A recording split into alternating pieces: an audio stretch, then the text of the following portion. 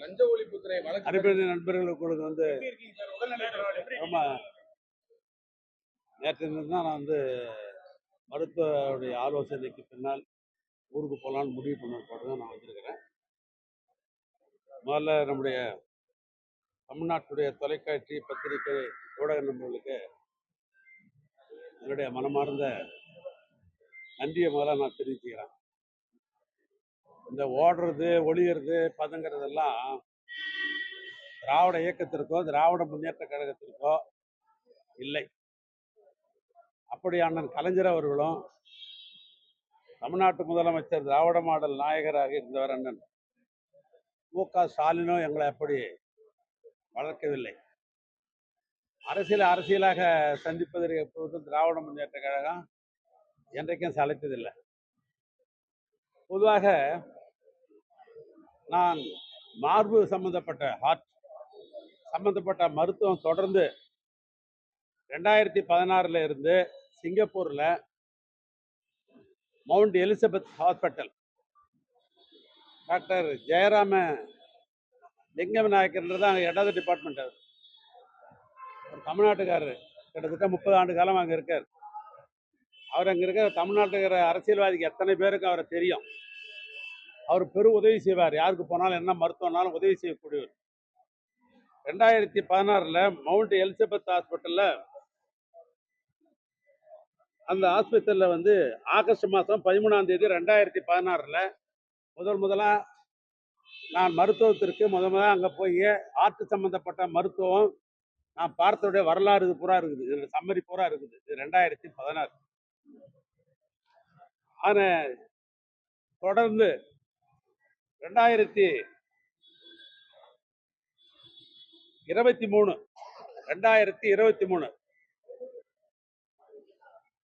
Mount Elizabeth hospital life health centre தேதி வந்து 2023 29/9/2023 அதே ஹாஸ்பிட்டலில் 23 போய் அதே மருத்துவமனைக்கு சென்று என்னுடைய உடல் பரிசோதனை எல்லாம் முடித்துக்கொண்டு 2023 வந்திருக்கிறேன். இது 2வது என்னுடைய தொடர்ச்சி. 3வதாக தேர்தலாம் உங்களுக்கு தெரியும். 5 ஆண்டு காலம் இந்த ஆட்சியில் பெரும் பணிகளை இரவென்று பகரென்று பாராமல் பணிகளை நாங்கள்லாம் மேற்கொண்டோம். தேர்தல் வந்தது. தேர்தலுக்கு பின்னால் மீண்டும் முறையாக மருத்துவம் போய் பார்த்து கொள்ள வேண்டும், மருத்துவ பரிசோதனை செய்து கொள்ள வேண்டும் என்ற அடிப்படையில் நான் 15ஆம் தேதி சென்ற மாதம் 15ஆம் தேதி சிங்கப்பூருக்காக போக வேண்டும் என்று நான் வந்து அப்ளை பண்ணேன். விசாவுக்கு வந்து அப்ளை பண்ணேன். இதை வந்து விசாவுக்கு அப்ளை பண்ணி போன மாதம் 17ஆம் தேதி எனக்கு விசா கொடுத்துருக்குறாங்க. 15ஆம் தேதி சிங்கப்பூருக்கு போகிறதுக்கு மருத்துவத்துக்கு போகிறதுக்கு நான் அப்ளை பண்ணேன். 17ஆம் தேதி எனக்கு விசா கொடுக்கப்பட்டிருக்கிறது. அந்த விசா கொடுத்த அன்னைக்கு அடுத்தது இண்டிகோவில் அன்னைக்கு 17ஆம் தேதியே 25ஆம் தேதி போகிறதுக்கு டிக்கெட் போட்டிருக்கிறேன். 17ஆம் தேதி விசா கிடைச்ச உடனே அன்றைய தினமே இண்டிகோவில் 25ஆம் தேதி மதியம் 2:20 ஃப்ளைட்டு போகிறதுக்காக டிக்கெட் போட்டுக்கிறேன். அதனுடைய டிக்கெட் தான் இது. ஆனால் அன்றைக்கு 25ஆம் தேதி நான் மாலையில் புறப்படுறதுன்னு முடிவு பண்ண போது காலையில் 7 மணிக்கு என் வீட்டுக்கு காவல்துறை நண்பர்கள் சோதனை என்ற பேரில் என்னிடத்துல வந்து வாரண்ட் காட்டினாங்க. என்ன வாரண்ட்டுன்னு கேட்டேன். சார் உங்கள் வீடு நாங்கள் சோதனை பண்ணணும் சார், ஒத்துழைங்கன்னு சொன்னாங்க. தாராளமாக ஒத்துழைக்கிறேன்.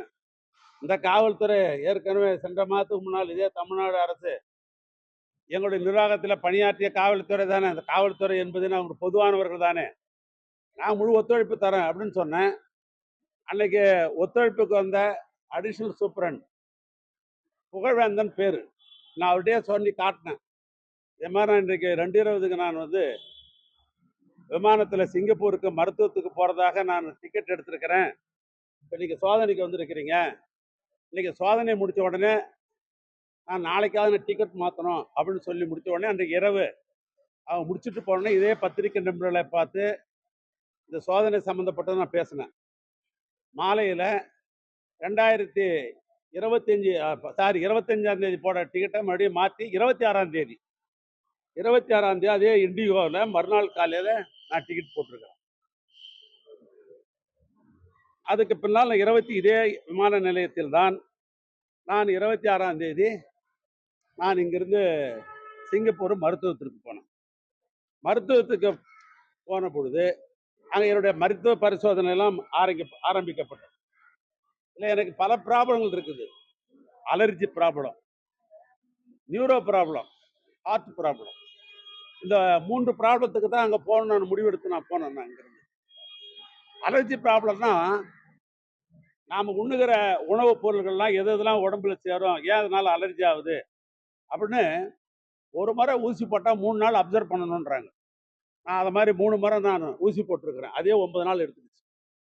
ரெண்டாவது, அதே ஹார்ட் டாக்டர் நம்முடைய மருத்துவத்தை பொறுத்தளவுக்கு 29/6 அன்றைய தினம் இந்த நியூரோ ப்ராப்ளம் இருக்குது, நரம்பு. அந்த நியூரோ ப்ராப்ளத்திற்காக நரம்பியல் டாக்டர் லீ கிம் பின் அப்படின்ற மருத்துவர் அன்னைக்கு ஆலோசனை பண்ணி அன்றைய தினம் டெஸ்ட்லாம் எடுத்து அவருடைய மருத்துவ ஆலோசனையை நான் பெற்றிருக்கிறேன். அடுத்து 30/6/26 வயிறு சம்பந்தப்பட்ட பிரச்சனை எனக்கு, அதை பற்றி பார்க்கணும் அப்படின்னு முடிவு பண்ணி பீட்டர் யங் கெங் அப்படின்றவர் 30ஆம் தேதி அவரை நான் பார்த்துருக்கிறேன். அன்றைய தினமே இந்த அலர்ஜி டாக்டர் ஒவ்வாமை செங் யங் குவாங் அந்த டாக்டரை அவரை பார்த்துருக்கிறேன். அவர் தான் தொடர்ந்து 9ஆம் தேதி வரைக்கும் அவருடைய மருத்துவம் தொடர்ந்து இருந்தது. இந்த அலர்ஜி டாக்டரை மாத்திரம் அப்சர்வ். அதே நேரத்தில் 3ஆம் தேதி இதய மருத்துவர் நான் சொன்ன டாக்டர் ஜெயராம லிங்கமநாயக்கர் அவருடைய பார்வையில் தான், அவர் தான் சீஃப் டாக்டர். அவருடைய ரெஃபரன்ஸ் தான் ஒரு டாக்டர் நான் பார்த்துருக்கிறேன். அதுக்குரிய எல்லா டாக்டருடைய சம்மரி என் கையில் இருக்குது. ஒரு டாக்டர் என்ன ஆலோசனை கொடுத்துருக்காங்க, என்ன மருந்து கொடுத்துருக்குறாங்க, என்னன்றது பூராமே கம்ப்ளீட்டாக அவர்கள் அத்தனையும் என்னிடத்துல எல்லாமே இருக்குது. மூன்றாவதாக அவர்கள் கொடுத்த மொத்தமும் இந்த கேஷ் ஷீட்டில் தான் மொத்தமும் இருக்கு. எல்லா டாக்டரும் கொடுத்தது இந்த 2026 சம்மரி கம்ப்ளீட்டா. நான் எந்தெந்த டாக்டரை பார்த்தேன் என்ன அப்படின்ற மொத்த சம்மரியும் இசிஜியில இருந்து ஹார்ட் சம்பந்தப்பட்ட அந்த உங்களுக்கு எல்லா சம்பந்தப்பட்டதும் 26 எடுத்தது மொத்தமும் எல்லா டாக்டருடைய கன்சல்டிங்கு அவங்களுடைய சம்மரி, நான் எப்படி இதுக்கு மேலே என்ன உணவு சாப்பிடணும், என்ன செய்யணும், என்ன மாத்திரை சாப்பிட்றது மொத்தமும் 26 இதுக்குரிய டாக்குமெண்ட்டு இவ்வளோ இருக்குது. இன்றைய சூழ்நிலையில் 3ஆம் தேதி வர சொல்லி ஒரு சம்மன் எங்கள் வீட்டில் ஒட்டினதா எனக்கு தகவல் சொன்னாங்க. நான் உடனே அந்த சம்மனை ஃபேக்ஸில் அனுப்ப சொன்னேன். அதில் படித்து பார்த்தேன். நீங்கள் 3ஆம் தேதி வரணும் அப்படின்னு அந்த சம்மன் இருந்தது. நான் உடனே அந்த சம்மனுக்கு மரியாதை கொடுத்து அங்கேயே உடனே ஒரு கடிதம் எழுதி நான் 3ஆம் தேதி அந்த சம்மனை பொறுத்த அளவுக்கு நான் இப்படி தான் எழுதியிருக்கிறேன். அப்படியே படிச்சிடுறேன். வணக்கம், என் மீது தொடக்கப்பட்ட எஃப்ஐஆர் வழக்கு சம்பந்தமாக 9/7/2020 அன்று மீண்டும் விசாரணைக்கு 3ஆம் தேதி கொடுத்ததுக்கு லெட்டர் கொடுத்துட்டேன். நான் என்ன கொடுத்தேன்னா, எனக்கு வர்றதுக்கு 10 தினங்கள் ஆகும், நான் மருத்துவம் முடிச்சுட்டு வர்றேன் அப்படின்னு சொல்லிட்டு அந்த கடிதம் கொடுத்தேன். 3ஆம் தேதி கொடுத்த கடிதத்தை அதிலே 10 தினங்கள் நான் குறிப்பிடுறேன். ஆனால் உடனே 9ஆம் தேதி வான்னு சொல்லி ஒரு லெட்டர் கொடுக்குறாங்க மறுபடியும். அந்த லெட்டருக்கு தான் நான் எழுதியிருக்கிறேன். என் மீது தொடக்கப்பட்ட எஃப்ஐஆர் வழக்கு சம்பந்தமாக 9/7/2020 அன்று மீண்டும் விசாரணைக்கு வர சொல்லி நோட்டீஸ் அனுப்பியுள்ளீர்கள். 3/7/2020 அன்று எனது வழக்கறிஞர் மூலமாக நான் சிங்கப்பூரில் என் உடல் சம்பந்தமாக மருத்துவ சோதனையில் ஈடுபட்டுள்ளேன். எனக்கு 10 தினங்கள் அவகாசம் தாருங்கள் என கடிதம் கொடுத்திருந்தேன். தாங்கள் வழக்கறிஞரிடம் வாய்மொழியாக 5ஆம் தேதிக்கு மேலும் நோட்டீஸ் அனுப்புகிறேன் என்று கூறிவிட்டு 5 தினங்களிலே வர சொல்லுகிறீர்கள். 9/7/2002 மீண்டும் என் இல்லத்தில் நோட்டீஸ் அனுப்பப்பட்டிருக்கிறது. மேலும் 12/7/2020க்குள் மருத்துவ சோதனை முடிந்துவிடும். எனவே தாங்கள் 12/7/2000க்கு மேல் எந்த தேதியில் அழைத்தாலும் விசாரணைக்கு முழு ஒத்துழைப்பு அளிக்கிறேன் என்பதை அன்புடன் தெரிவித்துக் கொள்கிறேன் அப்படின்னு நான் கடிதம் வக்கீல் மூலமா அனுப்பி. எங்க ஓடுறாங்க, எங்க ஒளியறாங்க, எங்க பதுங்குறாங்க? மருத்துவத்திற்கு எப்பயும் போற மாதிரி போறோம். கடிதம் வக்கீல் மூலமா அங்க இருந்து நாங்க கொடுக்குறோம். முழு ஒத்துழைப்பு தரேன்னு சொல்றோம். இவ்வளவுக்கு பின்னாலும் ஓடுறாங்க, ஒளியுறாங்க, பதுங்குறாங்கன்றது இது அர்த்தமில்லாத கருத்துடைய வார்த்தைகள் தான். அதனால என்னை பொறுத்தளவுக்கு நான் 2014 மருத்துவம், அந்த தொடர் மருத்துவமாக 2023, அவனுடைய தொடர் மருத்துவமாக 2024 நான் மருத்துவத்திற்காக போயிருக்கிறேன் ஒழிய வேற எதுவும் நான் சுற்றுலா பயணியாகவோ வேற எதற்காகவும் அஞ்சியோ நான் போகவில்லை. இவ்வளவுதான் இன்னைக்கு நாட்டுக்கு சொல்ல வேண்டிய விஷயம். ஏன்னா ஒரு வார காலம் அவர்களுக்கு என்னென்ன கற்பனை தோன்றுமோ அப்படி கற்பனையில பல்வேறு வகையில பல மிக மிக நமக்கு பிடித்த நண்பர்கள்லாம் சமூக வலைதளத்தின்ற பேர்ல அவங்களுடைய கற்பனையெல்லாம் அவுத்து விட்டுருக்கிறாங்க.